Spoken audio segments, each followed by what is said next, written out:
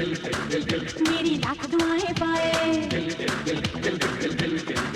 कोई जाए तो ले आए, मेरी लाख दुआएं पाए। मैं तो पिया की गली, मैं तो पिया की गली, जिया भूल आई रे, कोई जाए तो ले आए। वो चांद कह के गया था कि आज निकलेगा, तो इंतज़ार में मैं बैठा हूँ शाम से।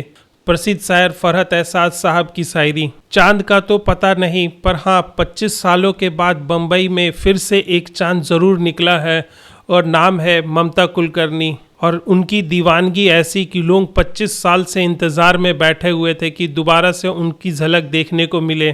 तो ये देख के ऐसा ही लगता है कि शायद फरहत एहसास साहब की शायरी बिल्कुल सही बैठती है इस पे, कि वो चांद कह के गया था कि आज निकलेगा, तो इंतज़ार में बैठा हूँ मैं शाम से।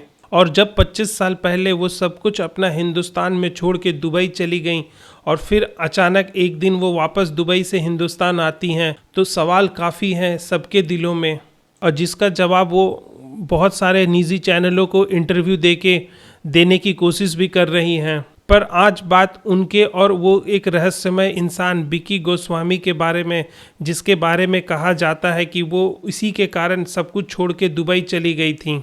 ममता साउथ की फिल्मों से अपना कैरियर शुरू करती हैं, और महज 2 साल में वो साउथ फिल्म इंडस्ट्री की सबसे महंगी और टॉप एक्ट्रेसों में से एक थी।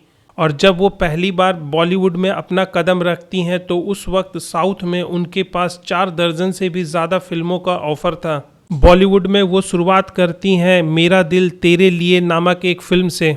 फिल्म ने बॉक्स ऑफिस पे कुछ कमाल तो नहीं किया, पर हाँ ममता कुलकर्णी की खूबसूरती के चर्चे पूरे हिंदुस्तान में ज़रूर फैल गए। और फिर बॉलीवुड में लगा हिट फिल्मों का लाइन, तिरंगा, आशिक आवारा, करण अर्जुन, ये वक्त हमारा है जैसी सुपर हिट फिल्में, जिसने ममता को एक नई पहचान और एक नई ऊंचाइयों पे रखा। लोगों को इनका काम और इनकी खूबसूरती इस कदर पसंद आई कि लोग इनके फिल्मों देखने के लिए बॉक्स ऑफिस पे लंबी लंबी कतारों में खड़े रहते थे। इनकी एक फ़ोटो मैगज़ीन में छपी थी जो उस वक्त 20 रुपये में मिला करती थी, और इनकी उस मैगज़ीन में एक फ़ोटो छपने की वजह से उस दौर में वो मैगज़ीन 100 रुपया में ब्लैक में बिकने लगा। तो आप जान ही सकते हैं कि ममता की दीवानगी लोगों पे किस कदर थी।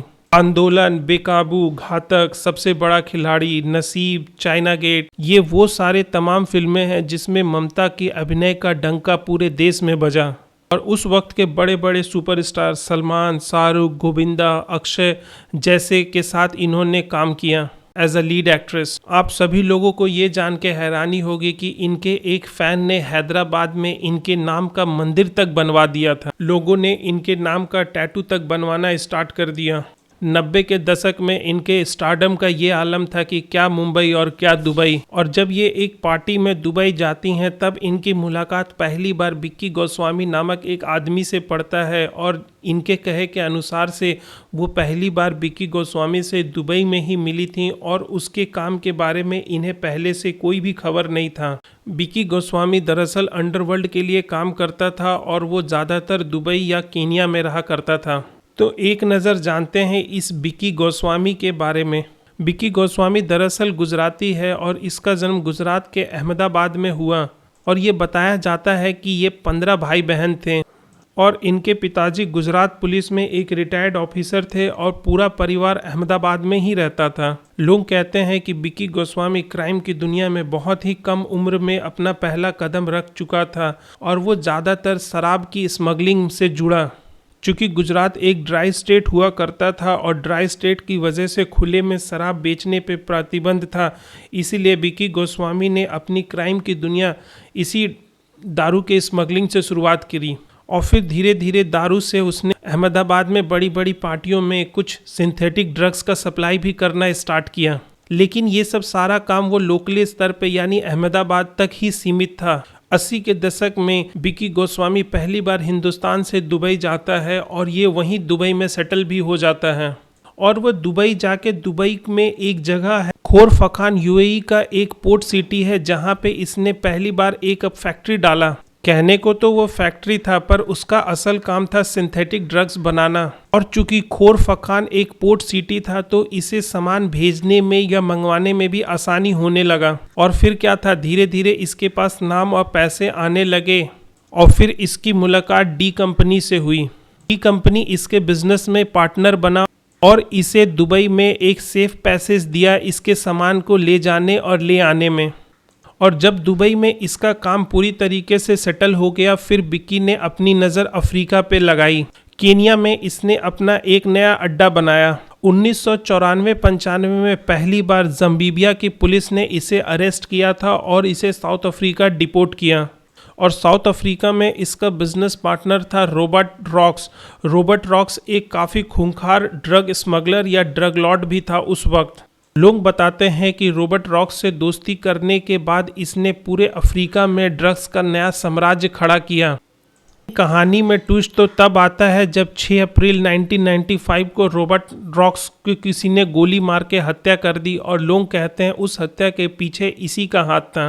रॉबर्ट रॉक्स की हत्या के बाद ये अंडरग्राउंड हो गया और 1997 में पहली बार दुबई पुलिस ने इसे ड्रग्स के केस में अरेस्ट किया और इसे सज़ा मिली 25 साल की। लोग कहते हैं ये जेल जाने के बाद भी इसके बिजनेस में कोई भी प्रभाव नहीं पड़ा। ये आराम से जेल से अपना बिजनेस रन करता था और इसने मनी लॉन्ड्रिंग के लिए कोलंबियन ड्रग्स कार्टेल का इस्तेमाल किया।